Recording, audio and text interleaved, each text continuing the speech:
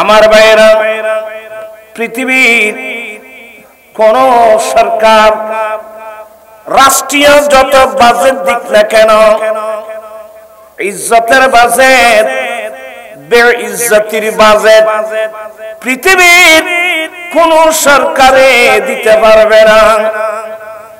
ইজ্জত এবং বেইজ্জতির বাজেট দেনেওয়ালা একমাত্র রব্বুল আলামিন। ওয়া তুইজ্জু মান তাশা ওয়া তুযিল্লু মান তাশা বিয়াদিকাল খায়র ইন্নাকা আলা কুল্লি শাইইন কাদির। ইজ্জত দেনেওয়ালাকে আল্লাহ বলেন, ইজ্জত সম্মান আল্লাহর জন্য, ইজ্জত সম্মান রাসূলের জন্য, রাসূলের পরে ইজ্জত সম্মান মুমিন মুসলমানের জন্য। मर्द बायत के हर कुजा बाशद इज्जते खेशतने निगाहदार।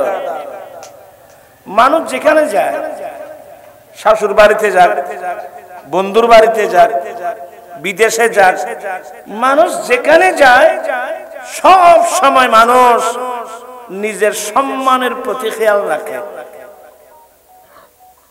কি বললেন আপনারা? আমি কি বুঝাতে পারলাম?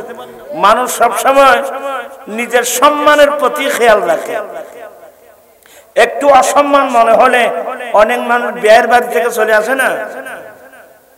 মানুষ সব সময় সম্মান মর্যাদার প্রতি মানুষ খেয়াল রাখে। এখন আমার প্রশ্ন হলো, সম্মানের বাজেট দাতাকে আপনি সম্মান পাইলেন কই?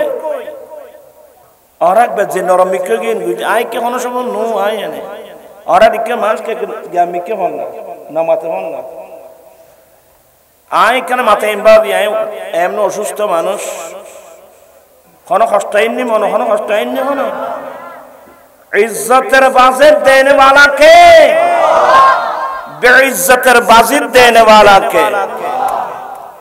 प्राण पीछे बैरा ইজ্জতের বাজেট কোন সম্প্রদায়ের জন্য, বেইজ্জতির বাজেট কোন সম্প্রদায়ের জন্য, এগুলোকে আপনাকে মানে জানতে হবে। এতটুকু বুঝাচ্ছে। এবার আরেকটু সামনের দিকে যান। বিসমিল্লাহির রহমানির রহিম ওয়ালা তাহিনু ওয়ালা তাহজানু وأنتم الأعلون إن كنتم مؤمنين। আল্লাহ বলেন, বান্দা তোমরা চিন্তিত হবে না, দুঃখিত হবে না, তোমরা সবার উপরে থাকবে, বিশ্বে তোমাদের নেতৃত্ব চলবে। তবে একটি কন্ডিশন আছে, সত্যি যদি তোমরা মুমিন হয়ে থাকো, সত্যি যদি তোমরা কি হয়ে থাকো, মুমিন হয়ে থাকো। প্রাণ পিসাইবেরা, পৃথিবীতে প্রায় 200-এর উপরে, 200 কোটির উপরে সারা পৃথিবীতে মুসলমান। তো এত মুসলমান দিয়ে কি করব? আমার প্রশ্ন হলো, মুমিন কয়জন? একটা লজিক মনে রাখবেন, কুল্লু মুমিন মুসলিম, প্রত্যেক মুমিন মুসলমান, কিন্তু প্রত্যেক মুসলমান কি না? মুমিন না। বিশ্বের 200 কোটির উপরে কি আছে? মুসলমান আছে। আমার প্রশ্ন হলো, এত মুসলমান দিয়ে কি করব? মুমিন কয়জন? হুজুর, মুমিন কাকে বলে? আসছেন যখন একটু কষ্ট করে পড়েন। কলা কি পড়তে পারবেন? তোরা ভুল করেন না রে। কলা রাসূলুল্লাহ সাল্লাল্লাহু আলাইহি ওয়াসাল্লাম লা ঈমানা লিমান লা মুহাব্বাতা লাহু। আমার দয়াল নবী বলেন, যার অন্তরে আমি নবীর মুহাব্বত নাই, তার কাছে ঈমান নাই। যার অন্তরে আমি নবীর মোহাব্বত নাই তার কাছে আর মাথায় যখন গুসা চলে কেউ ফল না সাই ফরক আদে ফন্না করে আসছে যাতে কিছু ভরাই নেই এটা তো হচ্ছে না। মাদ্রাসা তো বুঝা যাইতে না পাইবে মাহবিলত পাই দিয়ে মাদ্রাসা পাই নে ব্যাপ কোন স্কুল লেগে গুলি কেজি স্কুল কিন্ডারগার্টেন আশা প্রত্যাশা নাজওয়ান ব্রাক ব্যাগুন লেগে মুসলমান হবা মাই হবা আশা জানা ব্যাগুন এবার আর সেডিং ভাষা হয় দেবা জানলাই নাই তাহলে মেজাইনে বাড়ি তো নাই ফোরা খোয়াইলে বিড়ে এবে বাদম আসল ফুয়ে এর বেড়াইতে আল্লাহর নবী বলেন আনা মদিনাতুল ইলমে ওয়া আলিয়ুম বাবুহা আমি নবী জ্ঞানের শহর এই শহরের দরওয়াজা আলী আনা দারুল হিকমতে ওয়া আলিয়ুম বাবুহা আমি নবী বিজ্ঞানের ঘর এই ঘরের দরওয়াজা আলী। আমার নবী বলেন বুইস্তু মুআল্লিমা আমি শিক্ষক হিসেবে প্রেরিত। ও আমার ভাইরা যেই রাসূল সারা পৃথিবীর শিক্ষক সেই নবীর উম্মত আমরা কোনদিন অজ্ঞ থাকতে পারি না ঠিক কি না? নবীর শিক্ষাগুলো কো বলেন তো দেখেন ইয়ান ইয়াত ফজিল না দুটো আনোয়ারাত ফজিল ফটিয়া হাসান অর্ডার ওইটা দিয়ে দি ফটিয়া ইয়া আনোয়ার লয়না না ফটিয়া ইয়ে বর্ডারে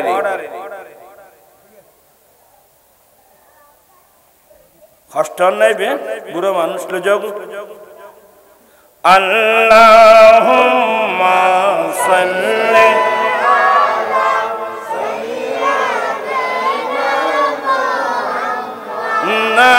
নাবিয়িনা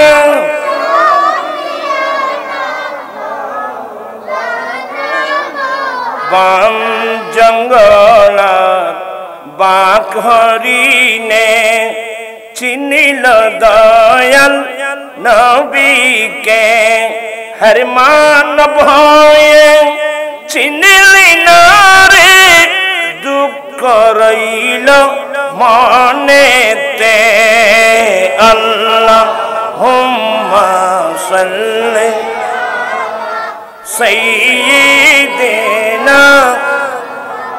নাবিয়িনা শাফিয়িনা মাওলানা মুহাম্মদ। আমি আপনাদেরকে যেগুলো বোঝাতে চাচ্ছি এই যে ফটিয়ার সাবেক মেয়র মাস্টার শামসুল হক নাম শুনছেন তো না? অনেকে পাগলা শামসু বলতো। আমাদের সাথে খুব ভালো সম্পর্ক ছিল। মাস্টার শামসুল হক মারা গিয়েছে। মারা যাওয়ার পরে ওনার ছেলে মেয়ে আছে না, ছেলে আছে না, ওনার ছেলে মাকে বলছে মা আমার আব্বা তো মারা গেল, নমিনি আমাকে করে দে। তোমরা ছেলের এগুলো শোনো। আজকে আমাদের পরিবেশ এভাবে কেন হলো?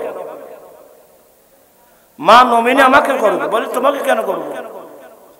বল আমাকে করতে হবে। একবার দুইবার তিনবার দু একদিন বলার পরে মা বলতেন না তোমাকে কেন করবো? তোমার আব্বা মারা গেছে, রসুলের পাকের সুন্নাত মোতাবেক কোরআন শরীফ মোতাবেক ফরজ হবে, যে যা পাবে তা পাবে, বরং আমাকে দিতে হবে।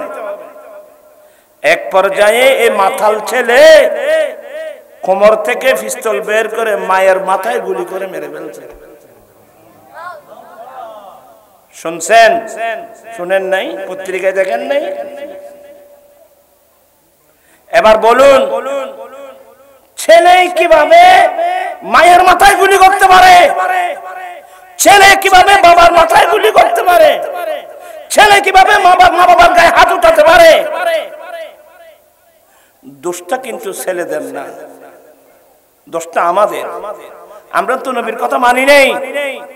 নবীর নির্দেশ মোতাবেক ছেলে মেয়েদেরকে যদি কোরআন সুন্নাহর শিক্ষা দিয়ে খাঁটি মুসলমান হিসেবে আমরা গঠন করতাম, এই ছেলে মা বাবার সাথে আর এ ধরনের বেয়াদবি করতে পারত?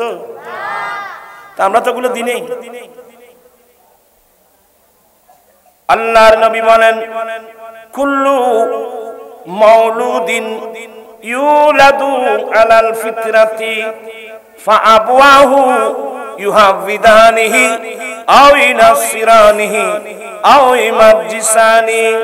উম্মত, প্রত্যেক মানুষ যারা পৃথিবীর বুকে জন্মগ্রহণ করবে, প্রত্যেক মানুষের জন্ম ইসলাম ধর্মের উপর হবে।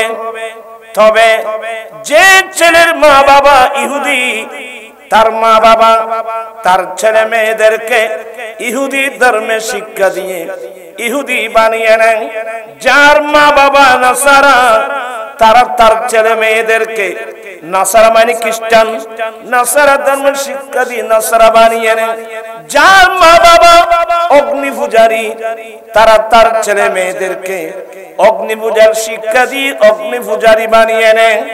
এখন আমার প্রশ্ন হলো, আমার জন্ম ইসলামের উপর, আমার বাবাও মুসলমান, আমার মাও মুসলমান, অতএব আমার মা বাবা ঈমানি নৈতিক দায়িত্ব ছিল আমরা ছেলে মেয়েদেরকে কোরআন সুন্নাহ শিক্ষা দিয়ে খাঁটি মুসলমান হিসেবে গঠন করা।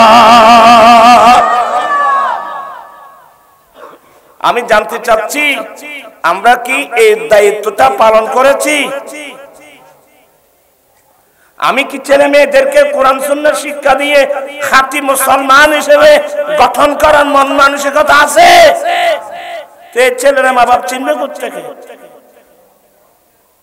আল্লাহর নবী বলেন, হে আমার উম্মত, তোমরা ছেলেদের জান্নাত তোমাদের মা বাবার পায়ের নিচে, তোমাদের মা বাবার পায়ের নিচে ছেলেদের জান্নাত। মুসলিম শরীফের হাদিস, আমার নবী বলেন, যেই ছেলে দৈনিক একবার মা বাবার চেহারার দিকে মায়ার দৃষ্টি দিয়ে দেখবে, আমার আল্লাহ কবুলকৃত একটি হজের সওয়াব দান করবেন। একজন সাহাবা প্রশ্ন করেন, নবী গো, তো কেউ যদি ডেইলি 100 বার দেখে?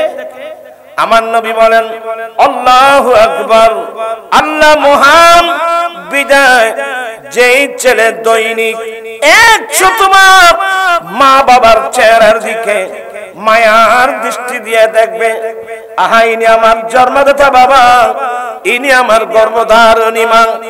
এই কথা বলে যে ছেলে দৈনিক 100 বার মা বাবার চেহারার দিকে মায়ার দৃষ্টি দিয়ে দেখবে, আমার আল্লাহ কবুলকৃত 100 হজের সওয়াব দান করবেন। সুবহানাল্লাহ। তোরা বলে কি রে?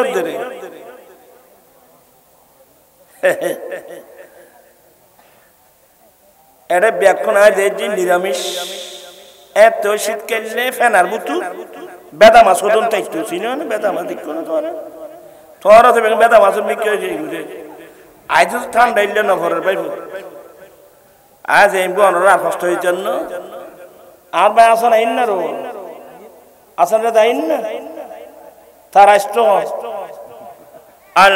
আল্লাহুম্মা সাল্লি সাইয়্যিদিনা ফরারে ফরানি আতু জুরনি আইদার গান ডাগর গরম করিব।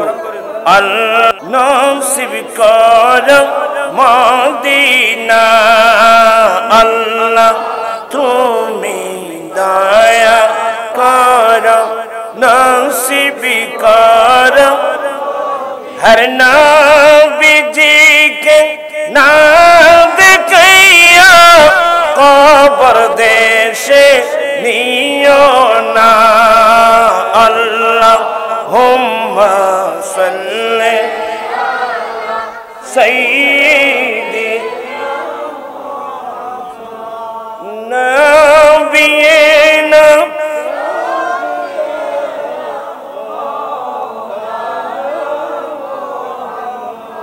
আর ষষ্ঠ আয়াত দেখির বাদী একজন সাহাবা নবীর কাছে প্রশ্ন করলেন, হুজুর, তো মা বাবা যদি আমাদের উপর জুলুম করে, তোমরা ছেলেরা এগুলো ভালো করে শোনো, হুজুর মা বাবা যদি আমাদের উপর জুলুম করে, আমার নবী কি উত্তর দিয়েছেন জানেন? ওয়াইন যুলিমতুম ওয়াইন যুলিমতুম ওয়াইন যুলিমতুম, যদি বা তোমাদের উপর জুলুম করা হয়, যদি বা তোমাদের উপর জুলুম করা হয়, যদি বা তোমাদের উপর জুলুম করা হয়, তারপরেও মা বাবাকে মানতে হবে।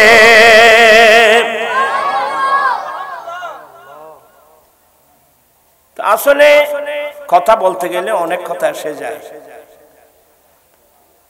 এই যে ছেলেরা মা বাবা চিনে না, আচ্ছা বলেন তো, আপনি ব্যবসা করেন, আপনি চাকরি করেন, আপনি বিদেশ থাকেন, আপনার অর্জিত সম্পদের প্রথম হকদারকে বলতে পারবেন? মা বাবা বলেন না? ফনাতি ন ফরত জানিবে করতেন দেব ফনাই ভরম ভরিব তো।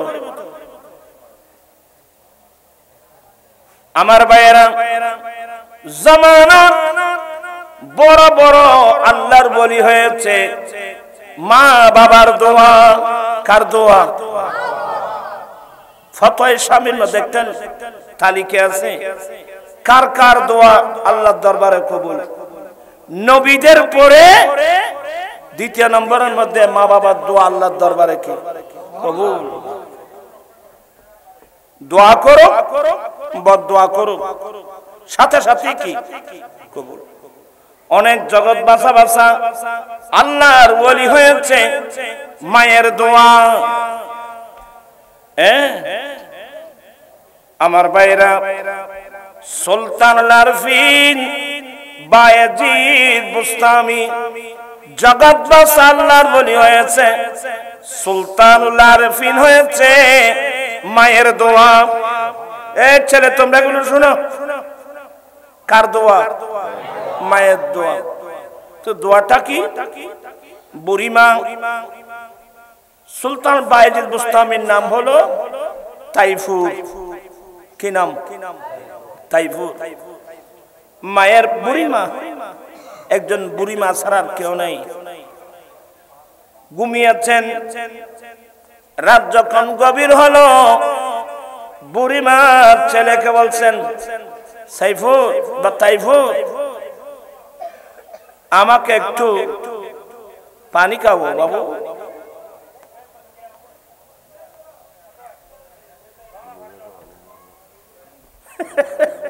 ফল বেগুন অত্তরের জন্য তোরা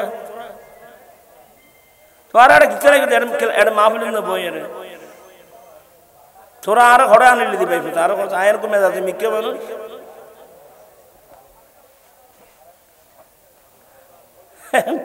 হযরতে বুড়িমা তাইফুরকে বলছে, তাইফুর বাবা, আমাকে এক গ্লাস পানি দাও। গভীর রাত, গভীর রাত যখন হলো, বুড়িমা এক গ্লাস পানি চেয়েছে, বড় কিছু চেয়েছে। ছেলে কিন্তু ছোট ছেলে, ঘরের বিসমিল্লাহ করে বিছানা থেকে উঠে কলসির মধ্যে, কলসির কাছে গেল, দেখতেছে কলসির মধ্যে কি নেই? পানি নেই। তার হইলে ওজন কলসির পানি নেই, তোমার ভাড়া দিন করতো। সুলতানুল আরফিন ওই কলসি নিয়ে গভীর রাত ওই পাহাড়ের পাদদেশে চলে গেল। এবারে উস হয় না, ইতারা ভালো চিন্তা ফারার সাইডে সাইডে পানির উস একদম পরিষ্কার পানি এগুলো। আমার ভাইয়েরা, সুলতানুল আরফিন তাইফুর ছোট বাচ্চা, ওই কলসি নিয়ে কোথায় চলে গেল? তোরা বোতল বোতল দূরত আয়, তোর তো পানি করতে দিলাম না, তোরা ওয়াজ গুলো জানা বুঝত দে। কইলাম তো ফল এখন অত্তরে আজ এক অত্তরে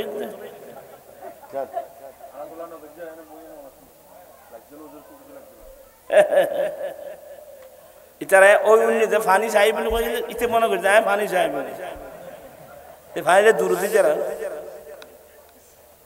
এলে পানি এলে বোতল নদ্য বোতলের পর গ্লাস দিবে, বোতলের তোর পানি না খাইও গ্লাস করে পানি খাইবে। বলতে চাচ্ছিলাম আচ্ছা তোমার রাখো রাখো তোমারা যে যে দূর শূন্য হরি আদান ইকে আদান ইকে না বুঝু আজ চাষা গোবর উজুর ওয়াজ করছি যে বাদ এক গেলা তোমার পানি ন হয়ে দিবেন নাই, তোমার ওয়াজ ন বুঝে করছি এটাও উজুর ওয়াজ করছি যে হজবা উজু বানাই বেলা পানি ঠান্ডি না ফাইলি বুড়া মানুষ হঠাৎ দেবে মেডিও নাই হজগুন নতুন ফাতিলে যাইবে কি কই দে মানুষ না মাথা না মাথা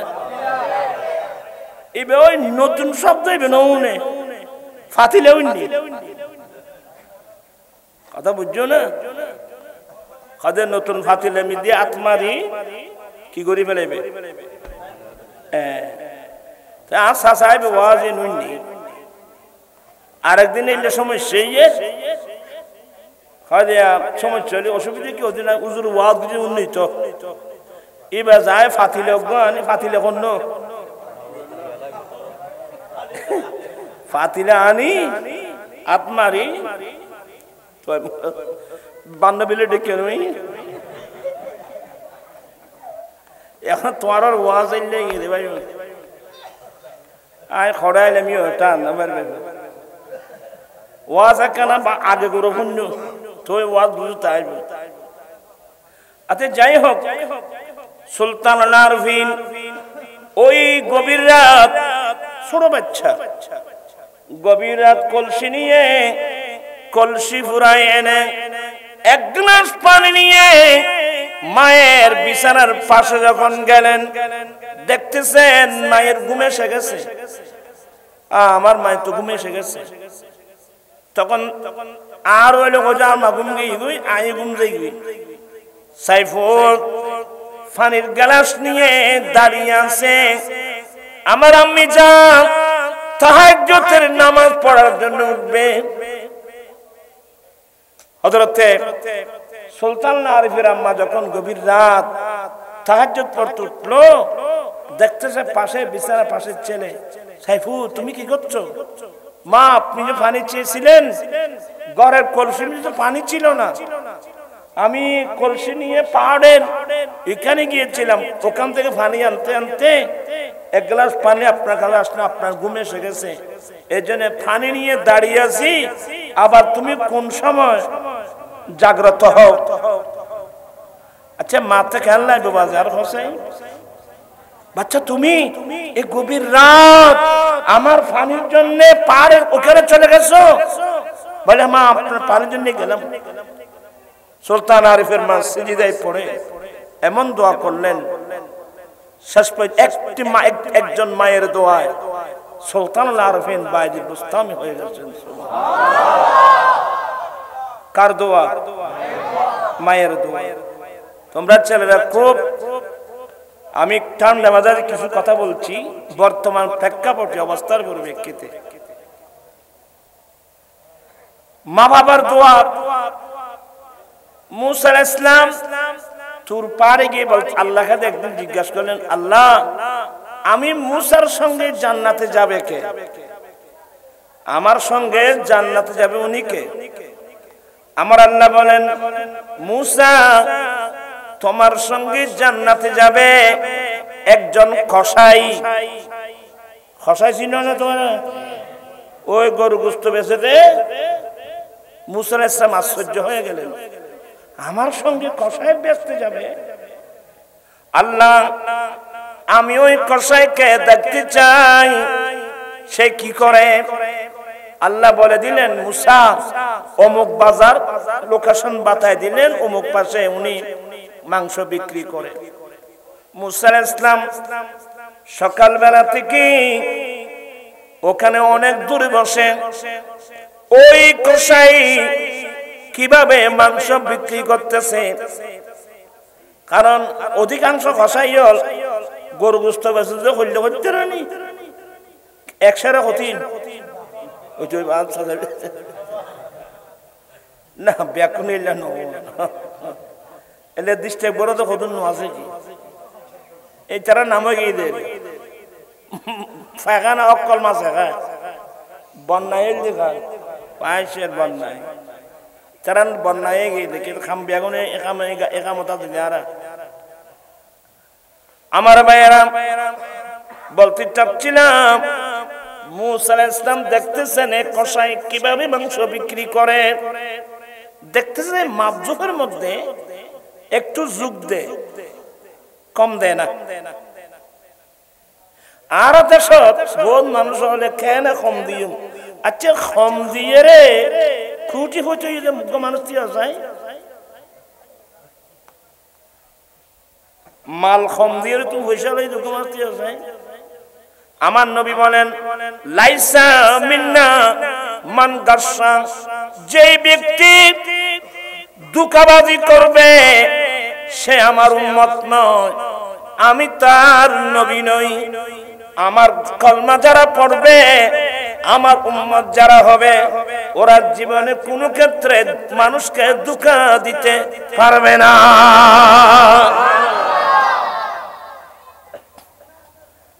এলে মাইসুর ধোঁকা দাদা আছে না আর কেউ নাই যে আর কে আয় কে আমি দেখি না বাদি এত তারা আরো গুস্ব দেব আবার।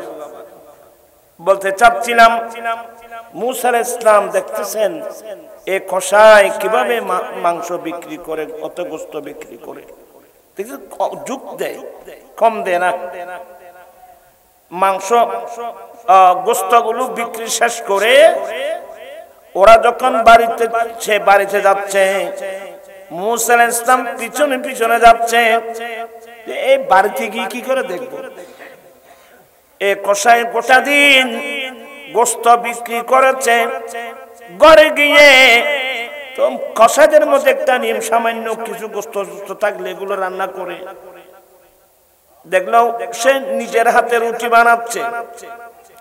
এদিকে মুসা আলাইহিস সালাম দূর থেকে ডাক দিলেন, ভাই আমি একজন মুসাফির।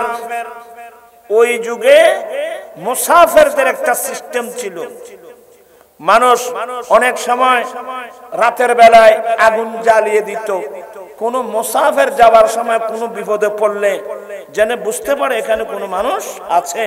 এ ধরনের মুসাফির আসলে অনেক সময় দুম্বা জবাই করে দিত, অনেক সময় ছাগল জবাই করে দিত, মেহমানদারি করত। এক সময় এক ধরনের একটি সিস্টেম ছিল। আমার ভাইয়েরা তো উনি ডাক দিলেন, ভাই কে আছেন? আমি একজন মুসাফির। দৌড়ে এসে দরজা খুলে দিলেন, আসেন আসেন আসেন, আপনি মুসাফির মানুষ। তো মুসা আলাইহিস সালাম ঢুকলেন তার ঘরে। ঢুকে সে কি করে দেখলো, অনেক কষ্ট করে রুটি বানালো, মাংস বানিয়ে এক পর্যায়ে দুলুন্নু আছে না কান দুলুন, দোলনা থেকে একজন বুড়িমা একবার বুড়ি একজন বুড়িমা দোলনা থেকে নামালো, নিজের হাতে মায়ের চেহারা দত করে দিল, বাবু তুমি আসছো? হ্যাঁ আমি আসছি তো। মায়ের মুখ হাত দত করে মায়ের পাশে বসে রুটি ছিঁড়ে মাংস ছিঁড়ে মাকে খাওয়াচ্ছে। এ ধরনের খেদমত অনেক বছর। নিজের ছেলে নিজের হাতে রুটি চিড়ে মাংস চিড়ে খাওয়াচ্ছেন। বয়স্ক মহিলা ওরা খাবে কতটুকু? খাবার পর বস বাবু আলহামদুলিল্লাহ আমার আর শেষ, আমি আর খাবো না, বস আলহামদুলিল্লাহ। যখন আর শেষ তুমি খেয়ে নাও, এই কথা বলার পরে ওই বুড়িমা দোলনার মধ্যে দুই হাত উঠায় আল্লাহর দরবারে দোয়া করলেন, আল্লাহ আমার ছেলে বহুদিন ধরে আমার এভাবে খেদমত করে, আল্লাহ আমি তার জন্য কি দোয়া করব? আল্লাহ তুমি তোমার নবী মূসা আলাইহিস সালামের সঙ্গে জান্নাত দান করিও। এগুলো সব মূসা আলাইহিস সালাম শুনে মূসা আলাইহিস সালাম বলে হ্যাঁ আর হরে খসাই ব্যস্ত যাইবে কই আল্লাহ এই তো বাস্তব এই খসাই মায়ের খাদ্য মায়ের দোয়া। মূসা আলাইহিস সালাম উঠে তাকে জড়াই ধরলেন, দোয়া করে দিলেন। আমি বুঝতে পারছি আমি আসলে মুসাফির না, আমি তোমাকে পরীক্ষা করার জন্য আসলাম। সত্যি তুমি আমার সঙ্গে জান্নাতে যাবে। প্রাণ পিসায় ভাইরা, জান্নাত আমার ঘরে আছে। আমার নবী একদিন মসজিদে নবী শরীফের মিম্বরের তাকে কদম দিলেন, বলেন আমিন। দ্বিতীয় তাকে কদম দিলেন, আমার নবী বললেন আমিন। তৃতীয় তাকে কদম রাখলেন, আমার নবী বললেন আমিন। সাহাবা একরাম জানতে চেয়েছেন নবী গো, কাউকে তো দোয়া করতে শুনলাম না, দেখলাম না, আপনি এগুলো তো কেউ দোয়া করলে সেই দোয়াটা কবুল হওয়ার জন্য কি করে আমিন বলে? আমি এখানে তো কাউকে দোয়া করতে দেখি নেই। আমার নবী বলেন এই আমার সাহাবা একরাম, আমি যখন এই মিম্বরে প্রথম থেকে কদম রাখছিলাম, আমার পাশে জিবরিল আলাইহিস সালাম এসে দোয়া করেছেন। কি দোয়া? যে ছেলে মা বাবা পেয়েছে, যেই ছেলে মা বাবা পেয়ে মা বাবার খেদমত করে দুনিয়া থাকতে জান্নাত অর্জন করতে পারে নাই, ওই ছেলের উপর আল্লাহর অভিশাপ। আমার নবী বলেন আমি জিবরিলের এই দোয়াটা সমর্থন করে বললাম যে আমিন, আল্লাহ তুমি কবুল করো।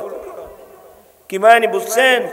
যেই ছেলে মা বাবার মতো সম্পদ পেয়ে মা বাবার খেদমত করে অন্তর জয় করে দুনিয়া থেকে জান্নাত নিতে পারে নাই, জান্নাত অর্জন করতে পারে না, তার উপর আল্লাহর অভিশাপ। এরপরে আমি যখন দ্বিতীয় তাকে কদম রাখলাম, জিবরিল আরেকটা দোয়া করলেন। যেই ব্যক্তি রমজান শরীফের মতো মাস পেয়ে, রমজান শরীফের মতো মাস পেয়ে আল্লাহর কাছে কেঁদে কেঁদে ইবাদত রিয়াজত করে কমাচ্ছে, নিজের জীবনের গুনাহগুলো মাফ করাতে পারে নাই, তার উপর আল্লাহর অভিশাপ। আমি নবী সমর্থন করে বললাম আমিন।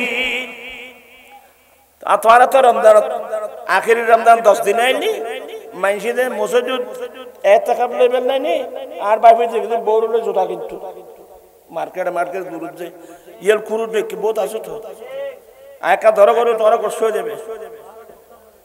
কথা বুঝছো না? রমজান কা মহিনা বড় বল, এগুলো আমার দয়াল নবীর রাসূল আমরা পেয়েছি। কোন নবীর উম্মত রমজান শরীফ পাই নাই, রোজা পেয়েছে ঠিক আছে, এতগুলো রোজা পাই নাই, রমজান শরীফ পাই নাই। قال فرا قال ارتبا ভর্তি নেই কোন আই মাফতো করে দিত তখন আর বসে দিতি না, এনে ফরাজ দিয়ে আল্লাহর ওয়াস্তে ফরাজ দিয়ে। قال رسول الله صلى الله عليه وسلم إذا دخل رمضان فتحت أبواب السماء। আচ্ছা ওরা কষ্ট পায় এনে পড়ে। আল্লাহর নবী বলেন উম্মত মাহে রমজানের চাঁদ যখন উদয় হবে, রমজান মাস যখন তোমাদের কাছে প্রবেশ করবে, রমজান মাসের আগমনে রমজানের চাঁদ উদয় হওয়ার সাথে সাথে সাত আসমানের দরওয়াজাগুলো একসাথে খুলে দেওয়া হয়, জান্নাতের দরওয়াজাগুলো একসাথে খুলে দেওয়া হয়, রহমতের দরওয়াজাগুলো একসাথে খুলে দেওয়া হয়। এই বুড়ো বুড়ি তারা হইতে পারিব। আর ছোটবেলা তো আমরা ছোটবেলায় তারা আসরের নামাজ পড়তাম মসজিদে। নামাজ আসরের নামাজ শেষ পরে সবাই কেউ ঘরের ছাদের উপর উঠতাম, কেউ গাছের উপর উঠতাম, কেউ ওখানে উপরে জায়গায়, মানে কার আগে কে রমজান শরীফের ছাদ দেখে। ওয়া এই লেখান জিনিস আছেন না, কার আগে কোনে ছাদ দেখে। মাই হলো ইটারা ঘরের পিছুদি বাইরে দিকে সানুটিনি সাহিত্য রমজান শরীফ। মানুষের মধ্যে একটা এমন একটা আগ্রহ ছিল, কিন্তু বর্তমানে আছে না রোয়া এইটা রমজান কারো কই নতুন নসিব খারাপ হইলে ভাই গরিবের কিছু নাই। এবার আর মুরব্বী লোক হয়ে যায় হজবার জানলাই নাই তাহলে মেজেনে বাড়িতে নাই। তৃতীয় নম্বর দোয়া, আমার নবী বলেন আমি যখন তৃতীয় থাকের মধ্যে কদম রাখছিলাম, জিবরিল আরেকটা দোয়া করলাম, ইয়া রাসূলুল্লাহ যে উম্মত আপনার যে উম্মতের সামনে আপনি নবীর নাম উল্লেখ করা হলো, যে উম্মত আপনি নবীর নাম শুনে যে উম্মত আপনার উপর দরুদ পড়ল না, তার উপর আল্লাহর অভিশাপ। আমার নবী বলেন এটাকে সমর্থন করে আমি নবী বললাম আমিন। বেশি ওয়াজ লাগবে না বাবা। তো আমি এই কথাগুলো কি জন্য আনলাম?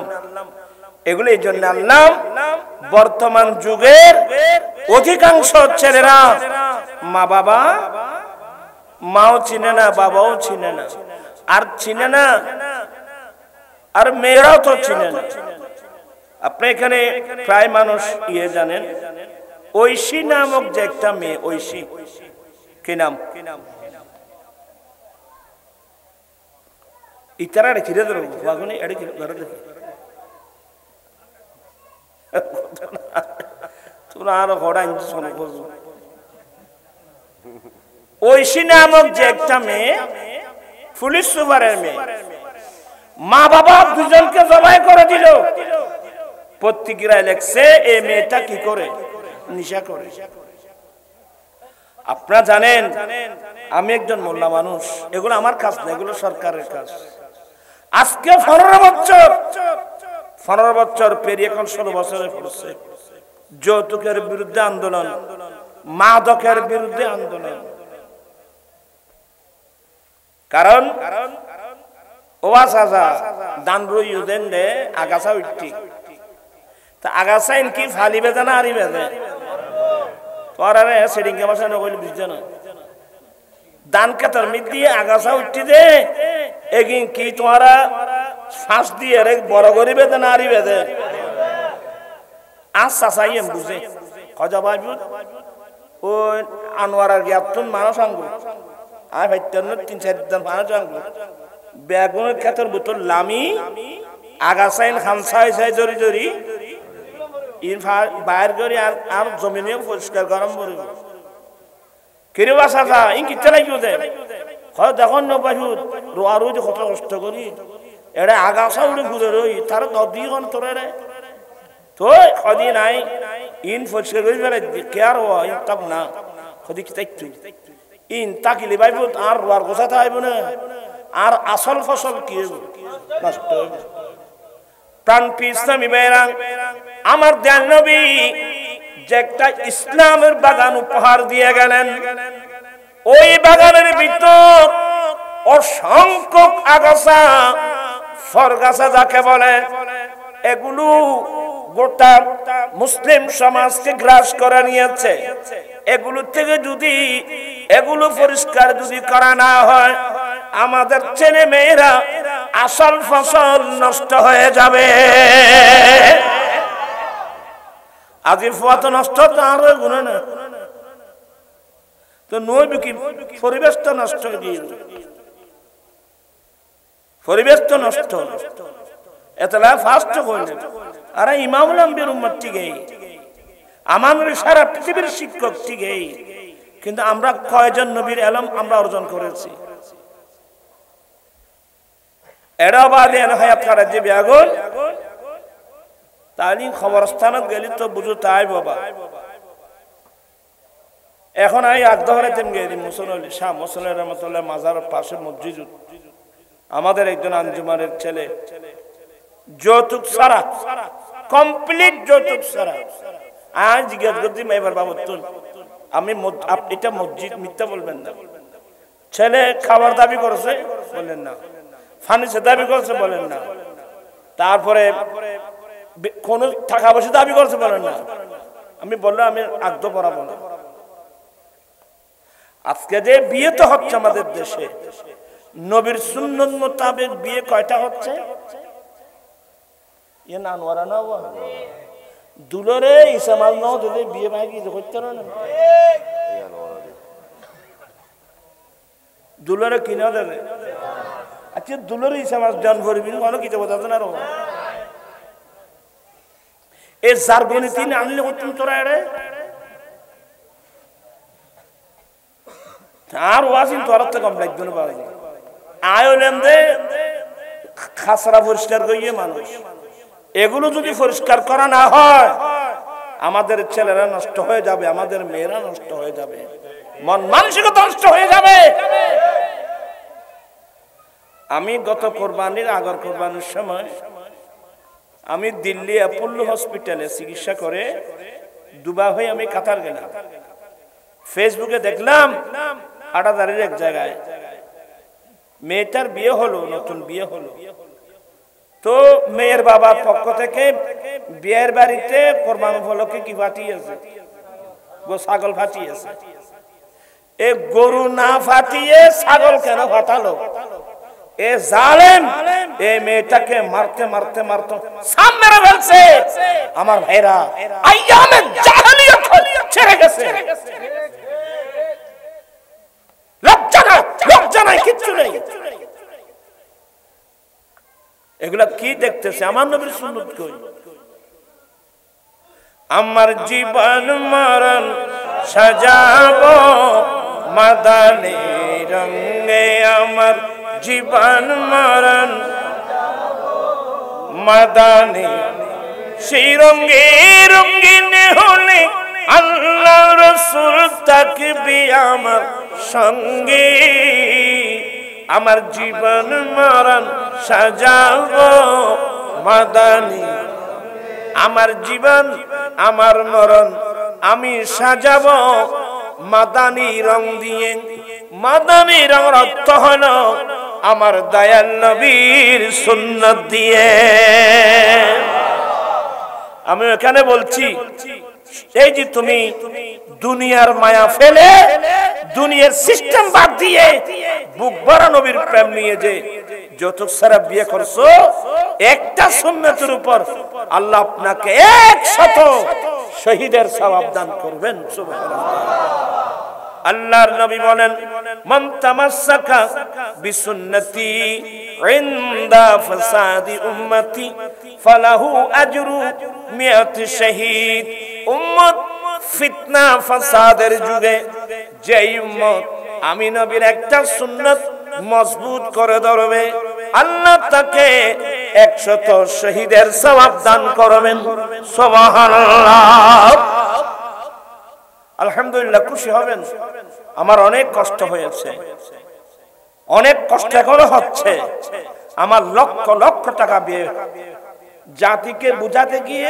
অনেকে গালি শুনতে হলো আমার আর বহুত জোর হলো যৌতুক বিরোধী ওয়াজ দেন দেবারে হযরত নূরি সত্য না কোনো ওয়াজ নাই আগে আগে না আগে তুই একদম তুই শোনা আচ্ছা জগত আর একদম তুই আয়াকান গরিত আপনারা খুশি হবেন এই 16 বছর পর্যন্ত গুনাহগারের আন্দোলন এখানে না দুবাই মাস্কাট কাতার সৌদিয়া 20 জন 30 জন 40 জন তার চেয়ে বেশি যাওয়ার দরকার বা 50 জনও গেলাম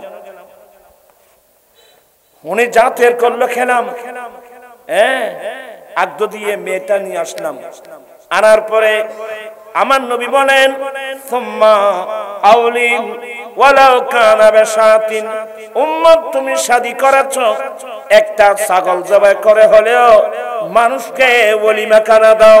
ওলিমা খানা আমার দেন নবীর সুন্নাত।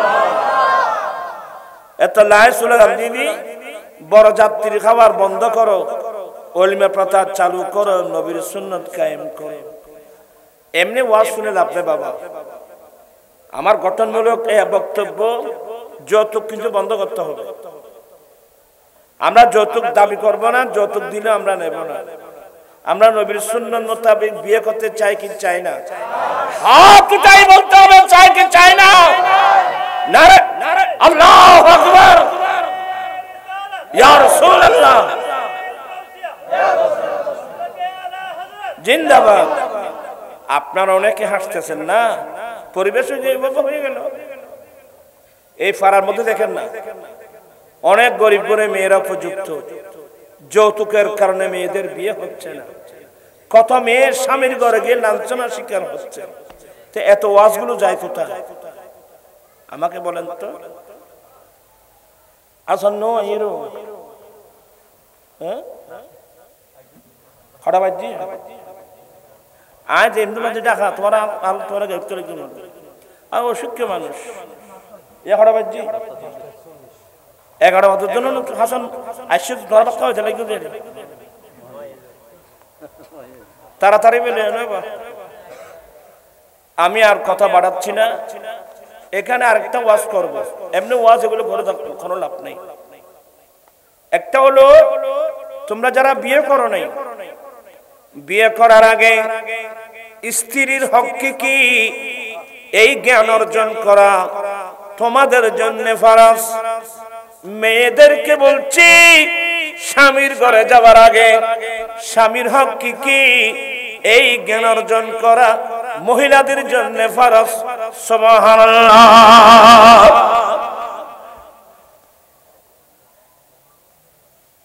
ইয়া হাসান নোয়াইদে না আশাদ গর্দি তুই না কইলে তুই বলে না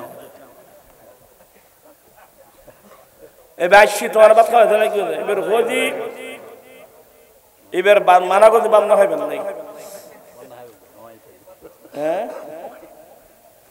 বাদে তোরা আসলে কিন্তু আমি অসুখ্য মানুষ আর এটা ফরম নিতে ব্যর্থ তোরা না দেখাই দেরি আর বয়স তাইলে তারপর বুঝবে এখন বুঝছে না তোরা এখন জোয়ান জান ভুয়া মুসল্ল ছবি এখন তোমার তো ভোয়াল্লা আরো দুধ দিলে তোরা থাকতে। আল্লাহুম্মা সাল্লি সাইয়্যিদিনা নাবিয়িনা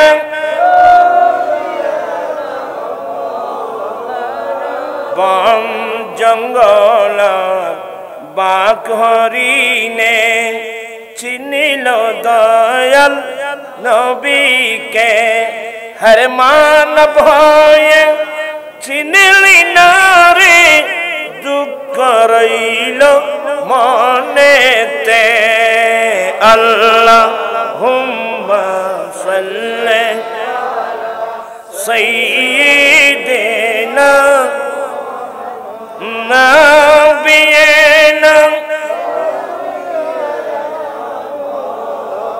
বলতে চাচ্ছিলাম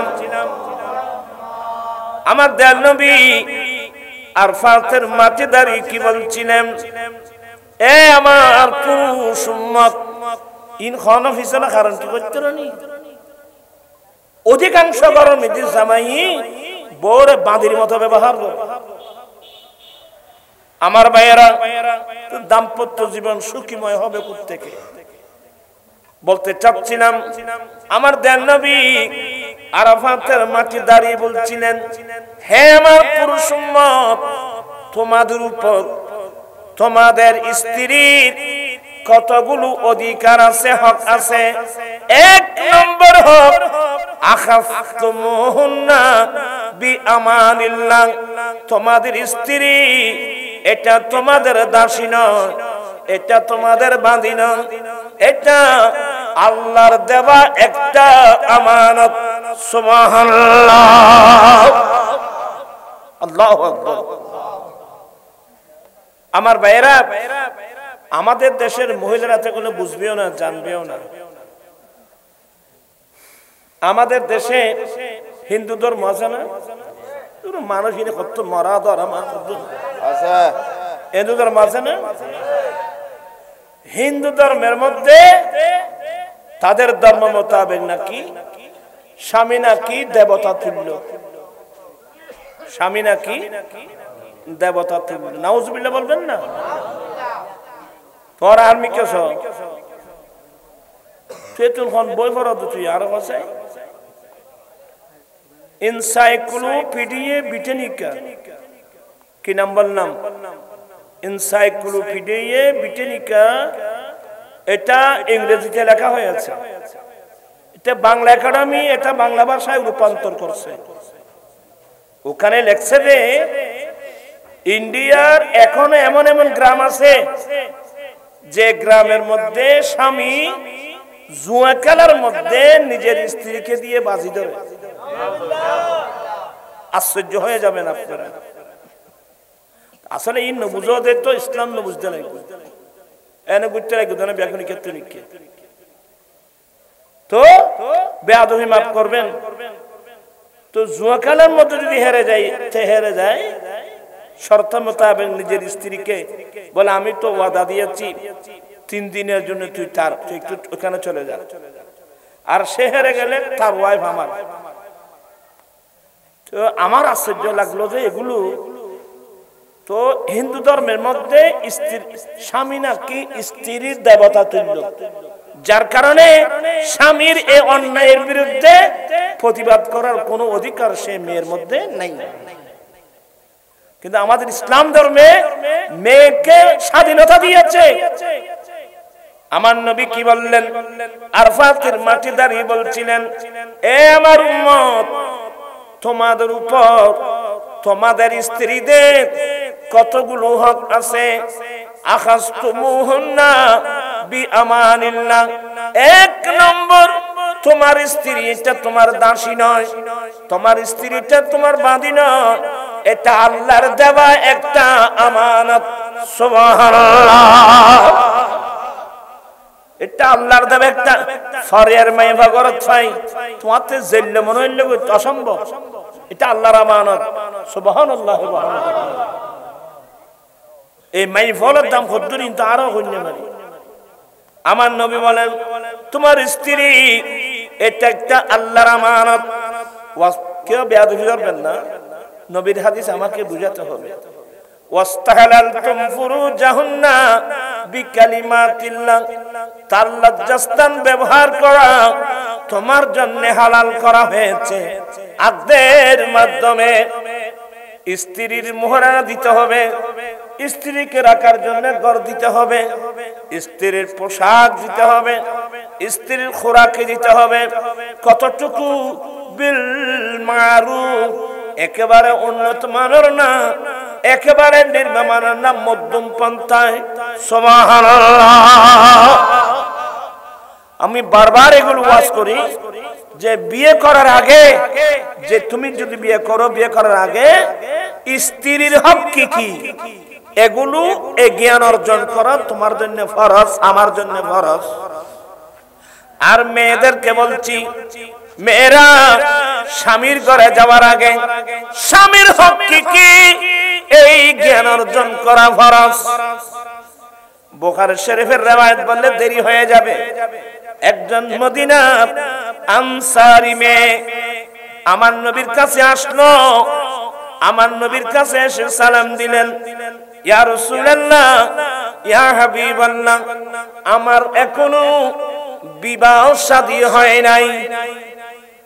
ওর মন খেয়াল দিয়ে আমি কি আছে না, এই মেয়েটা বললেন, ইয়া রাসূলুল্লাহ, আমার এখনো বিয়ে শাদী হয় নাই, বিবাহের প্রস্তাব আসছে, আমি হ্যাঁ না কিছু বলি নাই, কারণ ইয়া রাসূলুল্লাহ আমি স্বামীর হক সম্পর্কে কিছুই জানি না। এই জন্য আগে ভাগে আপনি নবীর কাছে আসলাম, আপনি একটু বর্ণনা করুন স্বামীর হক কি কি। আমি শুনবো, শিখবো, গবেষণা করে দেখবো, আমি আমার স্বামীর হক গুলো আদায় করতে পারবো কিনা। যদি আমি আমার স্বামীর হক আদায় করতে পারবো মনে হয়, তাহলে আমি স্বামী গ্রহণ করব, নতুবা আমি আল্লাহর প্রেমে জীবন কাটিয়ে দেব। আচ্ছা, এই মন মানসিকতার মেয়ে হওয়া বর্তমান সমাজ আর কি সংসার করে বসবাস করে বাদে আর কিছু করতে পারে আর নেককার ভাই ভর্তি বড়জনকে ইজ্জত করতে হয় এ খবর ফলে জানে, ছোটদেরকে স্নেহ করতে হয় আমরা কয়জনে জানি। এলমে দিন যাকে বলে কোন কোন পুরুষকে দেখা দেওয়া হারাম। আচ্ছা মেয়ে বলো তুই চলছে খন খন মরতরে দেখা দেন হারাম। মহিলারা জানবে কোত্থেকে আমরা মেয়েদেরকে এগুলো পড়াই না, অথচ এগুলো ফরজ। কোন কোন পুরুষকে দেখা দেওয়া হারাম, কোন কোন পুরুষ তাকে বিয়ে করতে পারবে না, এগুলো অর্থাৎ এক কথা এলমে দিন যাকে বলা হয়, যে এলমে দিন অর্জন করা আমাদের উপর ফরজ, প্রত্যেক নারী পুরুষের উপর ফরজ। এগুলো না থাকার কারণে মসজিদটা, এটা মসজিদ না, মসজিদটা অনেক সুন্দর, ফজরের জামাতে কয়জন এত মাথায় বড় ইমাম সাহেব আছে না, কই আমরা মুক্ত দেখা যান না ভাই, দুইজন তিনজন, আফসোস। আর গরত ব্যস্ত যায়, আর গরত নিয়ামতের ভান্ডার, আর আর ফলে ভরে ভরে গুমজার। এটা মাহফিল দিলাম পাঙ্কি একবার মাহফিল বন্ধ করে দেবই খাইয়ের খোটা গুমজা গুজে পাইব, তাও ব্যস্ত যাই এক দুধ দিয়ে বলে দুধ ডিম দিয়ে এক গোলা বদল করে ডিম তো দুধ এক দূর ব্যস্ত আমার ভাইয়েরা। এই যে মসজিদ এটা একটা জান্নাত, এটা কি আমার নবীর হাদিস মোতাবেক মসজিদ একটা জান্নাত। এগুলো আমার দেন নবীর উসিলায় পেয়েছি। জয়লাত লিয়াল আরদু মসজিদাও ওয়া তাহুরা, আমি নবীর জন্য পৃথিবীর জমিনকে পবিত্র করে দেওয়া হয়েছে এবং মসজিদ বানিয়ে দেওয়া হয়েছে। ফাইমা আদরাকাতুস সালাত, উম্মত তুমি যেখানে যাও, যেখানে নামাজ রক্ত হবে ওখানে তুমি নামাজ আদায় করে না।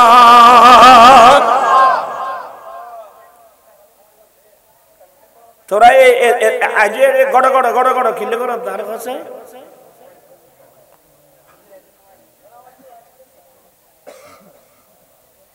যাই হোক, আমি আর কথা বাড়াবো না। আগে বলছিলাম এগুলো সুন্নাত, নামাজ কিন্তু ফরজ। আমার নবী বলেন মুরু সিবিয়ানাকুম বিসসালাত ইযা বালাগু সাবআ সিনিন, উম্মত তোমরা তোমাদের ছেলেদেরকে নামাজের নির্দেশ দাও যখন তাদের বয়স 7 বছর হয়, আর যখন 10 বছর হয়ে যায় দেখতেছ নামাজ পড়ে না, প্রয়োজনে তাকে মেরে মেরে নামাজ পড়াও। কারণ পিছনা ভাইরা নামাজ এটা এমন একটা ইবাদত মানুষকে যে কোনো খারাপ কাজ থেকে ফিরে আনতে পারে, একটি মাত্র ইবাদত, ওই ইবাদতের নাম হলো কি নামাজ। আমার আশ্চর্য লাগলো ফজর জামাতে 3জন 4জন যে বলছেন আমাদের এই অবস্থা কেন হলো, আমাকে বলেন আমাদের এই পরিবেশ কেন হলো। আমার নবী, আরে বুখারী শরীফ হাদিস, আমার নবী বলেন কাল কিয়ামতের কঠিন দিনে 7 প্রকার মানুষকে আল্লাহ স্পেশাল আর সাজমের নিচে ছায়া দান করবেন। ওই 7 প্রকার মানুষের মধ্যে এক প্রকার হলো কলবুহু মুআল্লাকুম বিল মসজিদ, যে মুসলমান ইমানদারের কলব আল্লাহর ঘর মসজিদের সাথে লটকে থাকে। আমি ফজরের নামাজ পড়ে বের হলাম, ব্যবসায়ী কাজে গেলাম, কেউ কৃষি কাজে গেল, কেউ চাকরিতে গেল, আপন আপন কাজে গেলাম। কান্দুনটা লাগিয়ে দিল, জোহরের আজান কখন হচ্ছে। আবার আজান শোনা মাত্র দৌড়ে আসলাম, জোহর পরে বের হলাম, আপন আপন কাজে চলে গেলাম, কান লাগিয়ে দিলাম, আসর আজান কখন হচ্ছে। আবার আসলাম, আসর পড়লাম, আসর পরে চলে গেলাম, মাগরিবের আজান কখন হচ্ছে। এইভাবে যে ইমানদারের কলব আল্লাহর ঘর মসজিদের সাথে লটকে থাকে, এমন মানুষকে কিয়ামতের কঠিন দিনে আল্লাহ স্পেশাল আর সাধারণ নিচে ছায়া দান করবে। আজকে অনেক মানুষ টাকা নাই, পয়সা নাই, জায়গা নাই, জমিন নাই, রোগে আক্রান্ত। আমার আল্লাহ বলেন, ইস্তাইনু বিসসাবরি ওয়াসসালাত, বান্দা তোমরা সবর করে এবং নামাজ পড়ে পড়ে আল্লাহর কাছ থেকে সাহায্য কামনা করো। এক নম্বর সবর, দ্বিতীয় নম্বর কি? তখনই মাথা নিয়ে গুনে।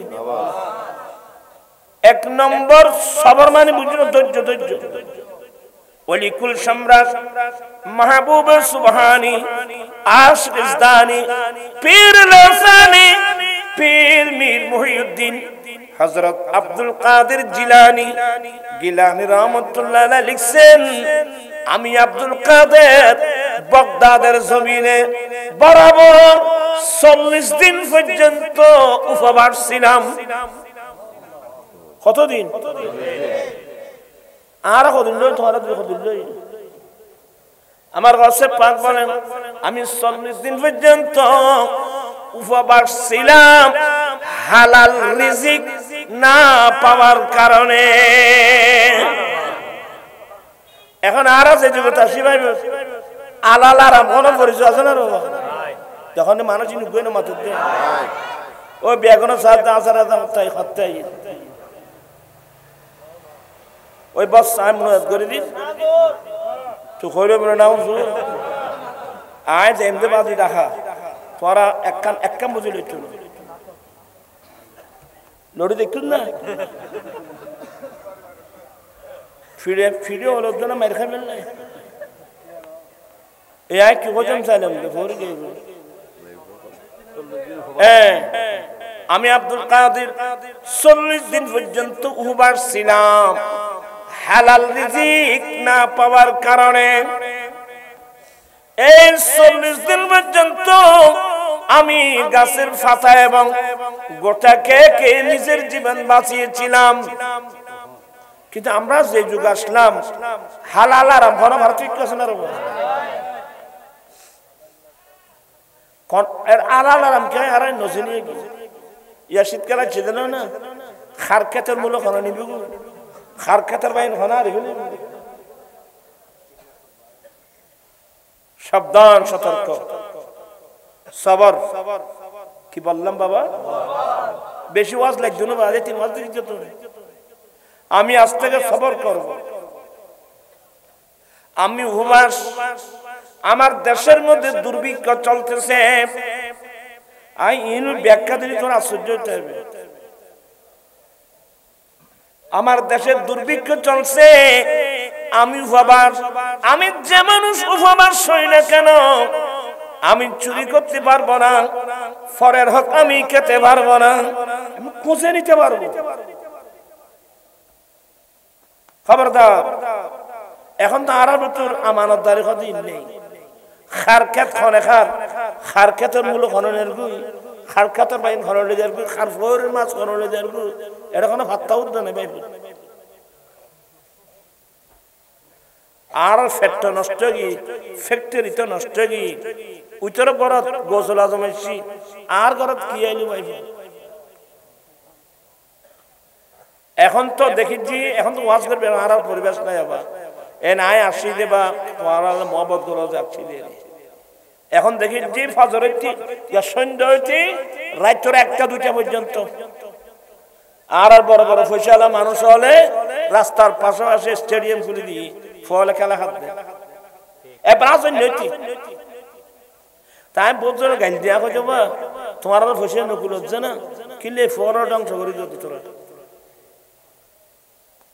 কোন ফল বলে ১,৫০০ টাকা হল একবার নাকি ঘন্টা কত ওইটা ঘন্টা ১২০০ ১,৫০০ এনে এদিনই বাইরে দিয়ে ইনা কেন আছে এই বছর গানি করছি আয় পর্যন্ত গবেষণা করে দিলাম দে আর ফল এনে আসুন নৈতিক কি পর্যন্ত ২টা ২.৫ পর্যন্ত এই ফল ঘর করে বাড়ি করে লেখাপড়া করে এখন এই ফলের এই অবস্থাকে হয়তো বুঝি না পারলাম বাইবে থেকে আগামী তারা নেককার হওয়ার আশা করি থাকতেন না ফল্লার আপনার ডল্লার বাদে আয়ার কথা না বাড়ায় আপনারা সবাইকে বলছি নিজের ছেলেদেরকে দ্বীনের তালিম দেন মাদ্রাসায় পাঠান আল্লাহর রহমতে আমাদের দেশে সুন্নি মাদ্রাসা আছে না মাদ্রাসা না থাকলে কথা ছিল ওই গৌসে পাক রাদিয়াল্লাহু তাআলা আনহু যার নামে এই গৌসে কমিটি গৌসে পাক রাদিয়াল্লাহু তাআলা আনহু দুনিয়াতে এসে ওলি হন নাই উইন মায়ের গর্ভ থেকে আসতে আল্লাহর ওলি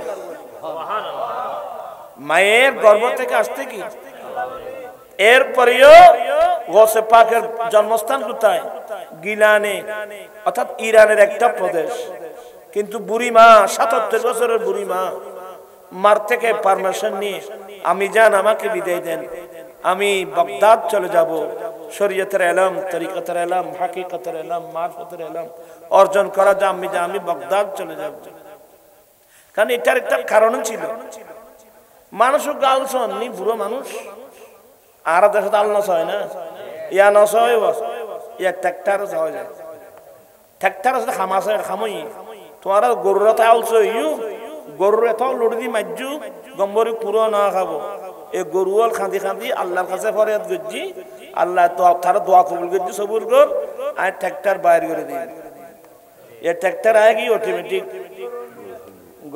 গরুরাল বন্ধ হয়ে গিয়ে তো ওই সময় গিলান শহরে গরু দিয়ে ইয়ে করতো হাল চালাতো ওখানকার তো দানের না ওখান তো গমের শ্বাস তো আমার গৌসে পাকের বয়স তখন ১৭ ওনার ইচ্ছা একটা শৌক আর কি আজকে দেখে আমি একটু হাল চালাবো আমার গৌসে পাক মাত্র ১৭ বছরের বয়স নাঙ্গলের কুটি যখন ধরলেন মোল্লা আলী কারি লিখতেছেন শেখ মুহাক্কিক লিখতেছেন গরু দুটা মুসর দিয়ে আমার গৌসে পাককে সামনে নিয়ে দাঁড়ালেন গরু দুনু মুসর মারি গৌসে পাকের সামনে থেকে আরবি ব্যবসায়িক কথা বলছেন মা লিহাদা খুলিকতা ওয়ালা বিহাদা উমিরতা ইয়া মুবারক হে বরকতময় ছেলে আপনাকে এই কাজের জন্য বানানো হয় নাই আপনাকে এই কাজের নির্দেশ দেওয়া হয় নাই আমার গৌসে পাক বলেন আমি এই কথাগুলো শুনে আমি ভয়ে দৌড় দিলাম এক দৌড়ে গিয়ে আমি আমার ঘরের ছাদের উপর দাঁড়ালাম আমি আব্দুল কাদের আমার ঘরের ছাদের উপর যখন দাঁড়ালাম আমি ওখান থেকে ডাইরেক্ট মক্কায়ে মুআজ্জামার মাঠ আরাফাতের মাঠ দেখতেছি হাজার হাজার হাজুল হারামাইন হজ করতেছে লব্বাইক আল্লাহুম্মা লব্বাইক লব্বাইক লা শারীকা লাক লব্বাইক ইন্নাল হামদা ওয়ান নি'মাতা লাক ওয়াল মুলক লা শারীকা লাক হাজি হাজার হাজার হাজুল হারামাইন সবার চোখে পানি সিলাই বিহীন একটা কাপড় পরছে একটা গায়ে দিল সবাই আল্লাহর কাছে কাঁদছেন এই দৃশ্যটা দেখে আমি নেমে আসলাম আমি জানের সামনে গেলাম আমি জান এই মামলা এখন আমার অন্তর চাচ্ছে আপনি আমাকে একটু পারমিশন দেন আমি বাগদাদ চলে যাব আল্লাহর আরিফিনদের সাথে সাক্ষাৎ করব আল্লাহরে সিনে কতজন মানুষ আছে খারা চিনে দে আর আল্লাহরে চিনি দিয়ে হায় হায় ইন খবরস্থানত জানপুর ভাইবু তেড়ে গেলে কি দিবি পিঠা খাবি ভাবিয়া করিও কাজ করিয়ে ভাবিও না আমি জান আমি এভাবে আমি এলাম অর্জন করার জন্য চলে যাব হ্যাঁ বাবা গোসল করে আসো আমার গোসে পাক মারা গিয়ে গোসে পাকের আব্বা মারা গিয়েছে তখন গোসে পাক নাবালক ছিল ওনার বাগে 40টা দিনার পড়ছিল উনি নাবালক হওয়ার কারণে আম্মি জান নিজের কাছে হেফাজত করছিল বাবা আমি তো এতদিন তোমার বাবা থেকে প্রাপ্ত তরখা আমি হেফাজত করেছিলাম তুমি যখন বাবা ইলমে দ্বীন অর্জন করার জন্য বাগদাদ যাচ্ছ আমি আল্লাহর হাওলা করলাম তুমি বাগদাদ গিয়ে ইলমে দ্বীন অর্জন করে আবার বাগদাদ গিলান শহরে ফিরে আসলে আব্বা আমার সাথে তোমার আর দেখা হবে না তোমার আর আমার দেখা হবে কিয়ামতের মাঠে নাও এটা নাও তোমার হকগুলো তুমি নিয়ে যাও দেখেন ছেলের হক মা খাই নাই তোমার হকগুলো তুমি নিয়ে যাও আর যাওয়ার সময় একটি মাত্র নসিহত বাবা তুমি যেখানে যাও যত বড় মুসিবতের সম্মুখীন হও সাবধান বাবা কোনদিন মিথ্যা কথা বলবা না একখান ওয়াজ অবু যেটা দেবে যত বড় বিপদ পড়ো না কেন কোনদিন মিছা কথা না হই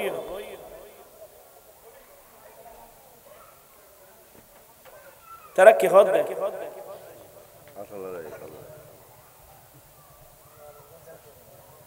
ওই বস আর ওয়াজ শেষ কোন কইলি না না আসান এবার আয় গাইল না দিলি এবার জ্ঞান বুঝছো না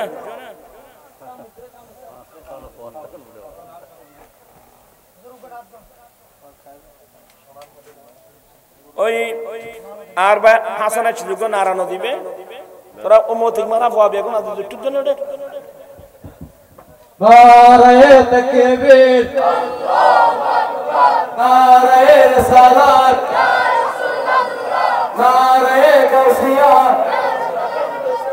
আহলে সুন্নাত ওয়াল জামাত জিন্দাবাদ জিন্দাবাদ হাসানুল হুজুরের আগমন শুভেচ্ছা স্বাগতম কিরে বা তুই আয় আওয়াজ ইয়া খতম যে সিকরে দি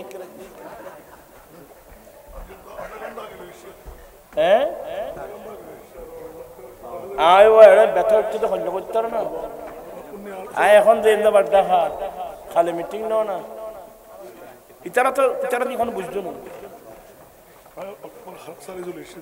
তা মারহাবা হবে এখন ওই এবে গরিব আল্লাহুম্মা আমিন মাওলায়া সাল্লি ওয়া সাল্লিম দাইমান আবাদা আলা হাবিবিকা খায়রুল খালকি কুল্লিহিম মাওলানা করিম গৌসে কমিটির বাইরা অনেক কষ্ট করে মাহফিলটা সাজিয়েছেন আল্লাহ তাদের পক্ষ থেকে আমরা সবার পক্ষ থেকে মাহফিল কবুল করো লাইটিং প্যান্ডেল স্টেজ তাবাররকাতের ব্যবস্থা কবুল করো আল্লাহ গৌসে পাক রসুল আমাদের জীবনের গুনাহগুলো maaf করে দাও আমাদের মা বাবার গুনাহ maaf করে দাও সারা বিশ্বের মুমিন মুসলিম ভাই বোনের গুনাহগুলো maaf করে দাও আল্লাহ ফিলিস্তিন লবনান সিরিয়ার মুসলমানদেরকে হেফাজত করো আল্লাহ জালেম ইসরায়েলকে নস্তানাবুদ করে দাও আল্লাহ আমার আম্মি জানো সুস্থ আয় আল্লাহ আমার আম্মি জানো সুস্থ আমাদের আইয়ুব তাহিরের আব্বাও সুস্থ আমার বড় ভাইয়ের একমাত্র মেয়ে উম্মুল খাজ সাদিয়া সেও অসুস্থ এভাবে অনেক আমি কয়জনের নাম আমাদের রাজবিয়া কমিটির জিওরির সভাপতি আমার ভাই জাকের হোসেন তাকে নাকি ডেঙ্গু হয়েছে আল্লাহ মেডিকেলের মধ্যে আছে জাকের হোসেন হৃদয়ের কি অসুস্থ আরো অনেক নারী পুরুষ ভাই বোন অসুস্থ আল্লাহ তোমার কাছে ভিক্ষার হাত উঠালাম আমরা দুনিয়ার কোন মন্ত্রী মিনিস্টারের দিকে হাত টানি নেই আল্লাহ আমাদের প্রত্যেকের দোয়া দরখাস্ত কবুল আর মঞ্জুর করো। আল্লাহ আগামীকাল আমরা যে মিটিং আছে এটা তুমি সাকসেস করে দাও। আজিজ গ্রামী আমার ভাই আহলে সুন্নাত ওয়াল জামাতের আমার ভাই অধ্যক্ষ হাসান রেজা সহ আহলে সুন্নাত ওয়াল জামাতের সমস্ত উলামা ইকরাম হায়াত দারাজ করো, অন্তরের মধ্যে ইখলাস দান করো। আল্লাহ সবাইকে পঞ্জগানা নামাজি বানিয়ে দাও, মা বোনদেরকে পর্দানশীন বানিয়ে দাও। আল্লাহ স্বামীর হক সিনার, আল্লাহ স্বামী স্ত্রীর হক বুঝার আল্লাহ তৌফিক দান করো। আমার রাজবিয়া কমিটিকে কবুল করো। আল্লাহ 25শে ডিসেম্বর ঐতিহাসিক ফটিয়া হাই স্কুল মাঠে রাজবিয়া কমিটির যৌতুক মাদক বিরোধী সমাবেশ, আল্লাহ ফেব্রুয়ারি মাসের 8 তারিখ লালদিঘির মাঠে যৌতুক বিরোধী সমাবেশ। আল্লাহ তুমি দারনার বাইরে কামিয়াবি দাও, আমাদের আহলে সুন্নাত ওয়াল জামাতের আকায়েদের মতো রাখিও। বিহাক্কিনাল্লাহ মালাইকাতু ইউসাল্লুনা আলান নবী ইয়া আইয়ুহাল্লাযীনা আমানু সাল্লু আলাইহি ওয়া সাল্লিমু তাসলিমা সাল্লাল্লাহু আলান নবিয়্যিল উম্মি ওয়া আলিহি সাল্লাল্লাহু আলাইহি ওয়াসাল্লাম সালাতাম ওয়া সালামুন আলাইকা সাইয়্যিদি ইয়া রাসূলুল্লাহ বিহাক্কি লা ইলাহা ইল্লাল্লাহ মুহাম্মাদুর রাসূলুল্লাহ। मैं तो बीमारे नबी हूँ।